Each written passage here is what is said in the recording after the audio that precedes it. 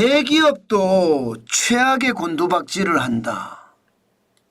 차원이 다른 위기가 온다. 사실일까요? 지금까지 대한민국의 위기는 보면 외부로부터의 충격에 의해서 위기가 온 것이 많습니다. 그런데 지금은요, 외부로부터의 어떤 충격도 있는데다가 내부의 충격도 있습니다. 이 두 가지가 지금 동시에 터지게 생겼어요. 그래서 차원의 다른 위기라고 말씀드리는 겁니다. 실제로 한번 보실래요? 내부의 위기가 외부의 위기 동시에 복합적으로 터지는 거 말입니다. 당장 이거 한번 보십시오. 종합기업경기실사지수 전망치입니다. 2025년 1월 전망치가 나왔는데 이게 84.6까지 떨어졌습니다. 97.3이 84.6이 됐으면 여러분 이게 어마어마하게 떨어진 거잖아요. 적어도 말입니다. 12.7포인트가 빠졌습니다. 12.7포인트. 예, 12월에서 1월 사이에 12.7포인트가 빠졌어요. 그동안 이렇게까지 한 달 사이에 이렇게 빠진 달은 코로나 팬데믹 때밖에 없습니다. 코로나 팬데믹 때는 뭐 내려가기를 장난이 아니었죠. 2020년 4월에 59.3까지 떨어졌으니까 최하까지 갔다고 봐야 되겠죠. 그러다가 5월에 61.8까지 이게 회복이 되는데 9월 가니까 99.5로 회복이 됐습니다. 그전에는 회복이 안 됐다는 뜻이에요. 그런데 지금은 84.6이니까 전월 대비해서 너무 많이 떨어진 거예요. 그래서 시장에서는요 두려워합니다. 왜 두려워하느냐? 기업 경기 실사지수가 그렇지 뭐 경기가 나쁘다고 하면 그만큼 전망치가 떨어지는 거 당연한 것 아니냐 이렇게 이야기할 수 있습니다. 그런데 제가 차원이 다른 위기라고 말씀을 드리면서 이 지표를 가장 먼저 꺼낸 이유는요. 매출 상위 600대 대기업을 조사했다는 사실이에요. 대한민국의 600대 대기업이 경기를 생각하는 것이 최악으로 떨어진다는 이야기인가요? 게다가 말입니다. 진짜 최악은 이 그래프의 다른 곳에 있습니다.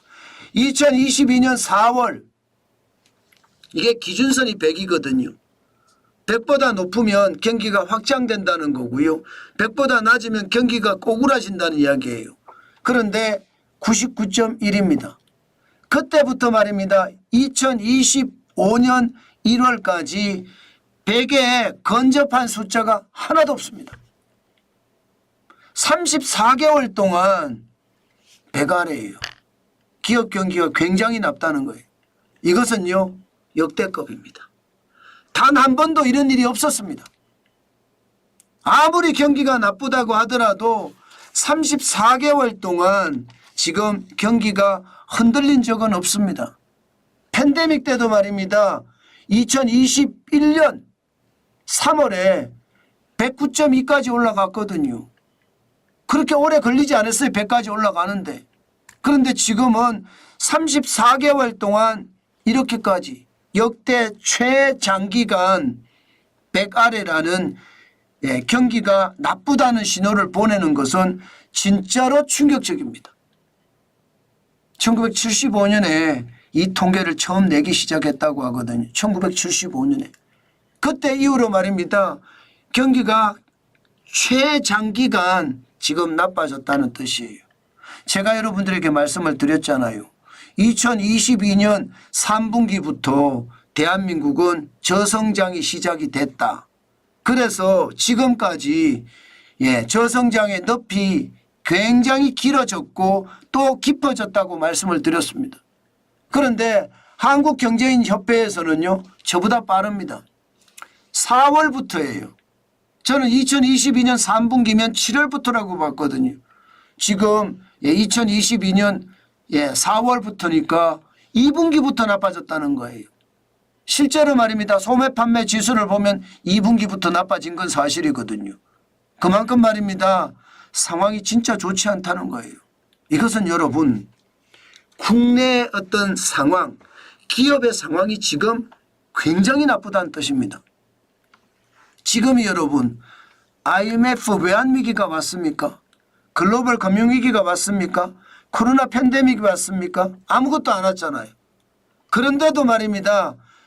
기업 경기 실사지수 BSI가 84.6까지 떨어졌다는 것은 우리 경제가 진짜 어렵다는 이야기입니다. 내수가 무너지고 있다는 이야기이기도 하고요. 대기업 600개 대기업이잖아요. 매출 상위 600대 기업이니까 수출도 어려워지고 있다는 이야기가 됩니다. 제가 차원이 다른 위기라는 게 이런 거예요. 지금까지 대한민국의 위기는요. 외부 충격으로부터 위기를 맞은 경우가 대부분이었습니다. 그런데 지금의 위기는 외부의 위기도 있습니다. 여기다가 내부의 위기도 있습니다. 다시 말해서 복합위기가 대한민국을 들이쳤다는 겁니다. 이것은 차원이 다른 위기이기도 하지만 이 위기가 확장이 되면요. 아마 끝장난다 하는 이야기도 저는 충분히 이야기될 수 있다고 생각합니다. 외환위기의 몇십 배라는 이야기 들으셨잖아요. 저는 외환위기의 몇십 배가 아니라 몇백 배가 될 수도 있겠다. 그런 생각을 하게 됩니다. 그만큼 상황이 참 좋지 않아요. 1월 전망이 84.6이죠. 2월은요. 3월은요. 아직까지 대한민국의 어떤 정치적인 혼란이 사회적 혼란으로 갔다가 경제적 위기로 아직까지 와놨거든요. 이제 오기 시작할 겁니다. 그러면 그 위기 동안 우리는 감당하지 못하는 그런 상황을 맞을 거예요. 실질적으로도 보면 말입니다. 이게 대한상의에서 예측하는 거거든요. 전년 대비 소매 유통시장의 성장률을 보면 0.4%입니다. 2023년이 0.8%거든요. 2025년은 진짜 어렵다는 이야기죠. 2020년 마이너스 1.2%는 아니에요. 그렇지만 2021년 7.5%도 아니고요. 그러나 0.4%가 2020년 코로나 팬데믹 때보다 더 위험하다게 생각되는 것은요. 저성장이 길어지기 때문이에요. 2024년도 0.8에다가 2025년도 0.4면 유통시장에서 물건이 안 팔린다는 이야기가 되는 겁니다. 실제 이미 말입니다. 대한민국에는 내수 위기가 와 있는 상태거든요. 여러분 보시다시피 2022년 2분기부터 소매 판매 지수는 0.2%까지 떨어졌잖아요. 그죠? 그게 말입니다. 분기로 따졌을 때 10분기 연속 전년 대비 마이너스만 지금 기록하고 있는 상태입니다. 그만큼 말입니다. 상황이 진짜로 좋지 않다는 이야기예요.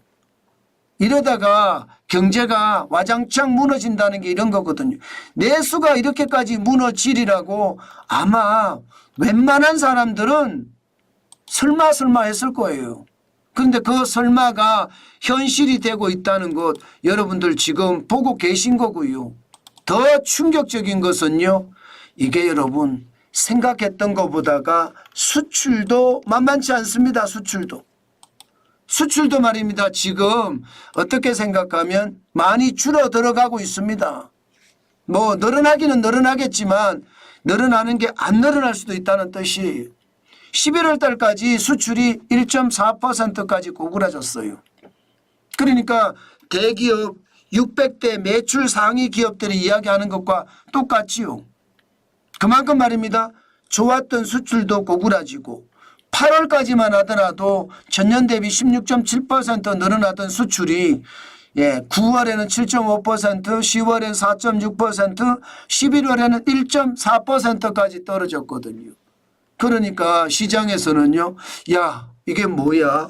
내수도 무너지는데 수출까지 무너지네. 이렇게 이야기하는 겁니다. 그러면 여러분 수출까지 무너지면 그 다음이 뭘까요? 그 다음 무너지는 것은 폐업밖에 없습니다. 폐업.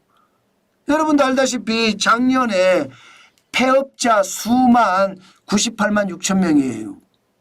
개인도 법인도 다 합쳐서 말입니다.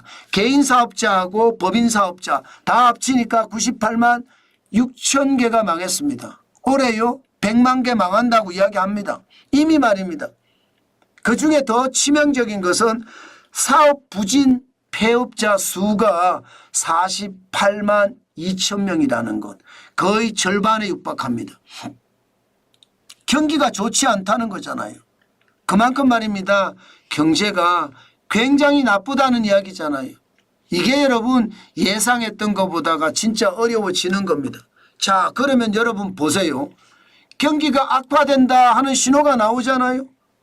앞서 제가 말씀드린 대로 경기가 악화된다는 신호가 나옵니다. 지금 차원이 다른 위기라고 하면서 기업 경기 실사지수가 나빠지는 경기가 악화된다는 신호가 나옵니다. 예, 신호가 나오니까 그 다음에는 무슨 일이 벌어지느냐. 소비가 감소합니다. 유통시장의 성장률이 감소하고 소매 판매 소비가 실질적으로 감소합니다. 여기에다가 수출까지도 나빠지는 그런 상황이 계속되니까 결국은요 폐업이 굉장히 증가하는 악순환이 됐다는 뜻이에요. 여러분, 경기가 악화된다는 지표는 그 지표 자체만으로도 의미가 있습니다. 지표는 지표가 아닙니다. 지표는 반드시 현실이 됩니다. 그러면 그 지표를 어떻게 하든 바꾸려고 노력을 해야 되잖아요. 안 바꾸면 소비의 축소로 이어질 수밖에 없습니다. 소비의 축소로 이어지는 게 결국은요 자영업자든 소상공인이든 중소기업이든 대기업이든 동시에 매출이 떨어질 수도 있는 거예요. 그래서 경기 침체란 말을 사용하게 되고요. 이것이 결국 말입니다. 폐업이라는 최악의 어떤 상황으로 몰려들 수밖에 없는 게 현실이다. 이렇게 이야기할 수가 있는 겁니다. 문제는요. 이렇게 국내적으로도 위기, 국외에서도 위기의 어떤 기운이 있는 것, 이게 외국인들 시각에서는 굉장히 좋지 않아요. 게다가 정치적 혼란이 계속되고 있잖아요. 그러니까 환율이 지금 굉장히 빠른 속도로 올라갑니다. 1469.2원입니다. 이제 이건 말입니다. 정부가 제대로 막지 못하면요. 결국 말입니다. 예, 이 차원이 다른 위기는 현실이 될 거고 그 현실은 예, 외환에서 나타납니다. 1469.2원이라는 숫자가 결코 낮은 숫자가 아니기 때문입니다. 역대급입니다. 역대급. 예, 글로벌 금융위기 때 또 IMF 외환위기 때 그 다음이 지금이에요. IMF 외환위기 때는 1962원까지 올라갔고요. 글로벌 금융위기 때는 1570원까지 올라갔거든요. 지금은 1464원 아니 이제 69원까지 올라갔습니다. 그러면 1500원이 간다는 이야기도 틀리는 말이 아니잖아요. 지금은요. 대한민국 전체가 그야말로 대혼돈 대혼란의 도가니입니다. 정치적 혼란이 이미 사회적 혼란으로 번졌고요. 사회적 혼란이 점점 경기로 점점 다가가고 있는 데다가 정치적 혼란이 더 세졌습니다. 태풍 수준에서 이제는요. 엄청난 허리케인 수준, 뭐 대태풍 수준 이렇게 지금 발전되고 있습니다. 이것은 여러분 진짜 차원이 다른 위기를 우리에게 가져다 줄 겁니다. 그만큼 한 번도 경험하지 못한 위기가 우리 곁에 와 있다는 뜻이에요. 국내적으로도 어려운 데다가 국외적으로도 어렵고 환율까지 폭등하면서 정치적 혼란은 무정부 상태로 계속 밀어붙이고 있거든요. 이것은요. 대한민국이 더 큰 위기, 상상도 못하는 위기를 맞을 그런 전조다. 저는 그렇게 생각합니다. 아마도 그렇게 갈 확률이 지금까지는 굉장히 높습니다. 저는 여러분들에게 그렇게 말씀드리고 싶어요. 지금은 다 필요 없습니다. 어떻게 하든 생존해야 되거든요. 생존이 굉장히 중요하고요. 그러기 위해서는 생업에 열심히 종사하면서 움직이고 또 움직이는 거 잊지 마시고요. 그러면서 어떻게 하든 지금은 현금을 쌓아가는 게 무엇보다 중요합니다. 극단적 위기가 올란지 안 올란지 확실히 장담할 수 없지만 분명히 말입니다. 극단적 위기는 거의 우리 곁에 다가와 있습니다. 이번의 위기는 아마도 우리가 상상하지 못한 그런 위기가 될 거니까 여러분 항상 조심하면서 현금을 쌓는 것 잊지 말았으면 좋겠다. 그 말씀 오늘도 여러분에게 강조드립니다.